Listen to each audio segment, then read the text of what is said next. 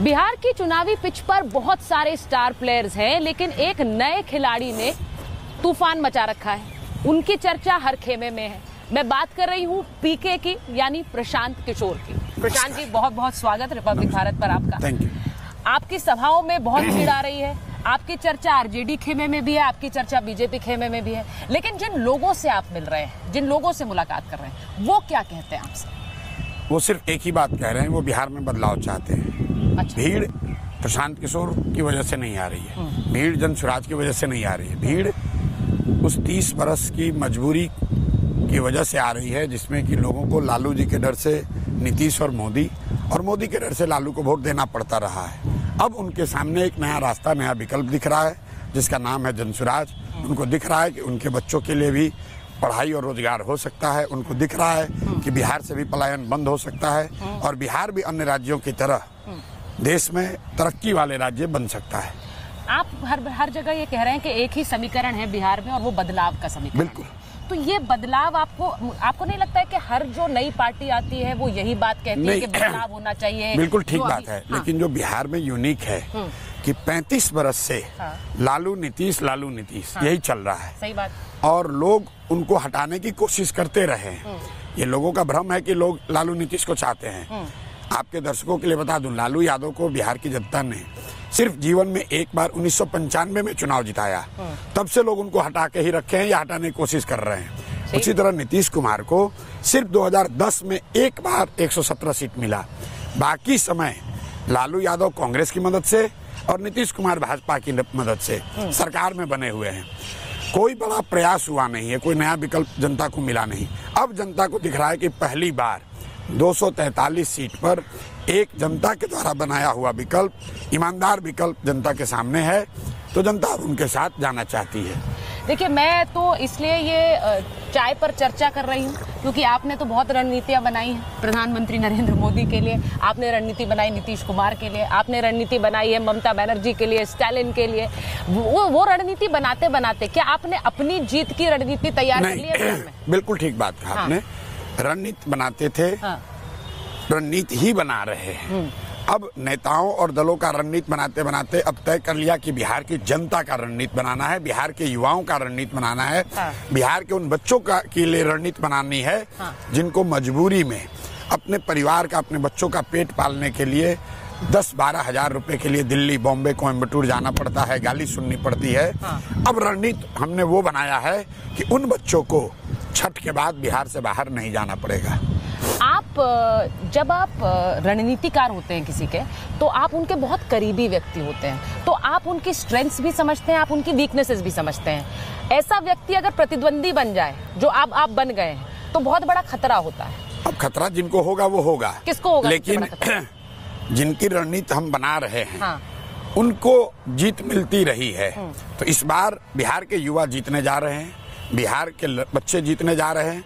और मैं आपको दावे के साथ कह रहा हूं, बिहार के लोगों को बिहारी कह के अपमानित करना, गाली देना, हंसी मजाक उड़ाना, ये हिस्ट्री बनने जा रहा है। 5 वर्षों में लोग देखेंगे कि लोग बिहार में रोजी रोजगार करने आएंगे। इतना बड़ा परिवर्तन होने जा रहा है। मुझे ये बताइए, आपने एक बार कहा था कि सबसे हार्ड वर्किंग पॉलिटिशियन अगर कोई है तो वो नरेंद्र मोदी है। आपको लगता है वो आज भी उतने ही हार्ड वर्किंग है? देखिए, क्योंकि वो आपके लिए फिर खतरा है और बाकी पार्टियों के लिए भी खतरा है। ये मेरे शब्द हैं कि नहीं? मुझे नहीं, आपके ही हैं, बिल्कुल आपके हैं। नहीं, हार्ड वर्क तो जो भी ऊपर है वो हार्ड वर्क कर ही रहा है। नरेंद्र मोदी बहुत मेहनत करते हैं, ये हमको कहने की जरूरत नहीं है। ठीक है। बिना स्ट्रेटेजी के, बिना किसी प्रयास के, बिना किसी सोच के हार्ड वर्क अपने आप में इनफ नहीं है। नहीं, तो वो जब चुनाव जीते तो वो सोच उनकी नहीं थी, वो सोच आपकी थी। आप नहीं, कह रहे हैं? नहीं, ये नहीं कह रहे। चुनाव तो हमेशा नेता ही जीतता है। चुनाव पार्टियां जीतती हैं, चुनाव कार्यकर्ता जीतता है, चुनाव समर्थक जीतते हैं। ठीक है। हमने तो हमेशा ये कहा है कि हम लोग जैसे लोग तो चुनाव जीतने में थोड़ी बहुत किसी की मदद कर सकते हैं। ये तो मीडिया के शब्द हैं कि आपने जिताया, आपने हराया। हम लोग तो आप मान रहे हैं आपने नहीं जिताया नरेंद्र मोदी? किसी को नहीं जिताया। आपने ममता बनर्जी को भी नहीं जिताया, आपने नीतीश कुमार को भी नहीं जिताया, तो क्रेडिट आपसे वापस ले लें। बिल्कुल, कोई क्रेडिट हमने कभी मांगा ही नहीं है। क्रेडिट जो लोग दे रहे हैं वो समझे। हम लोग तो ये कहते हैं एट बेस्ट जो लोग, जो नेता, जो दल प्रयास करते हैं उसमें हम लोग थोड़ा सहयोग कर सकते हैं। सहयोगी आप हैं, इसका मतलब ये नहीं कि परिणाम आप ही की वजह से आया है।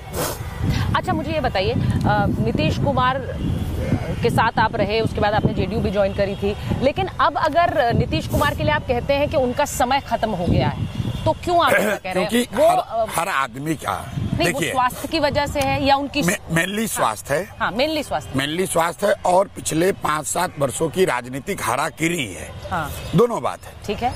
2015 से लेकर 17 के बीच में नीतीश कुमार 5 बार सरकार बदल चुके हैं, पार्टियां बदल चुके हैं, गठबंधन बदल चुके हैं, ठीक है। तो उनकी विश्वसनीयता 0 है।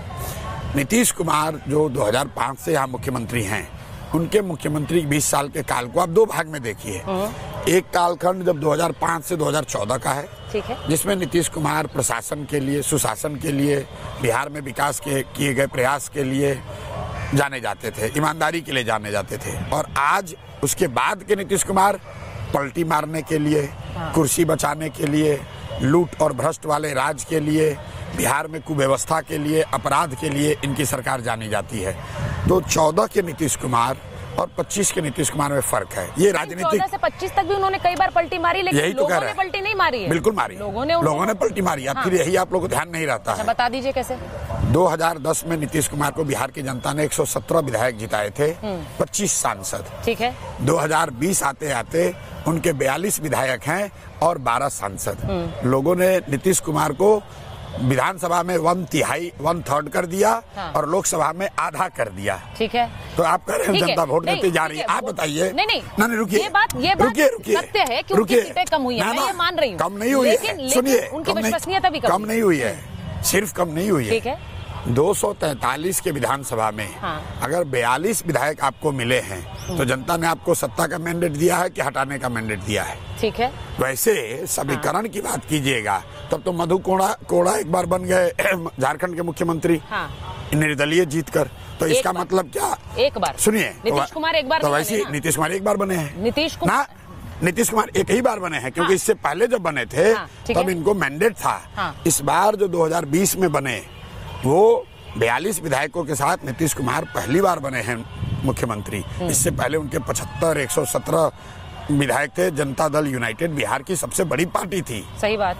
अच्छा ये बताइए, आप कह रहे हैं उनका ग्राफ गिरा है, आप ये कह रहे हैं कि नरेंद्र मोदी का ग्राफ गिरा है, देखिए, आप ये कह रहे हैं आरजेडी का ग्राफ गिरा है, तो आप ये सिर्फ कह रहे हैं सबका ग्राफ गिर ही रहा है बिहार में, और पहली बात एक ही सूरज है, वो जनसुराज है। देखिए ऐसा है, आरजेडी से शुरू कीजिए। आरजेडी का ग्राफ 2005 में बिहार में गिर गया सदा के लिए। उसके बाद से वो पार्टी जी रही है, राजनीतिक दल है तो खत्म तो होगी नहीं, लेकिन 2005 के बाद लालू यादव कभी सत्ता में ना आए अपने दम पर, ना आ सकते हैं। 2010 में उनके 22-24 विधायक थे, ठीक है। उसके बाद एक बार गठबंधन में हम लोग की मदद से 2015 में 80 विधायक आए, और 2020 में जो उनको विधायक आए वो सिर्फ और सिर्फ चिराग पासवान 38 जगहों पर, जहां पर उन्होंने वोट काटा जदयू की सीटों पर। मैं ऐसा सिर्फ आंकड़ों की बाजीगिरी नहीं है, अगर राजद की लोकप्रियता बढ़ गई होती, हाँ, तो लोकसभा में 2014 में उनके 5 से कम सांसद जीते।